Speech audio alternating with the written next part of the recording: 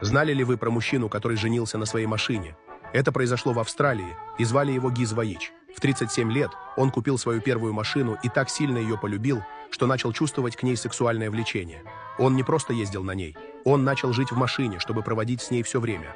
Более того, он даже стал заниматься с ней любовью.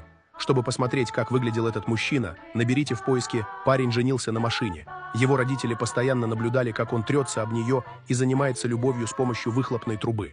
Но чем дальше, тем хуже становилось. В итоге он решил жениться на ней. Он пошел в ЗАГС, но там отказали в его просьбе.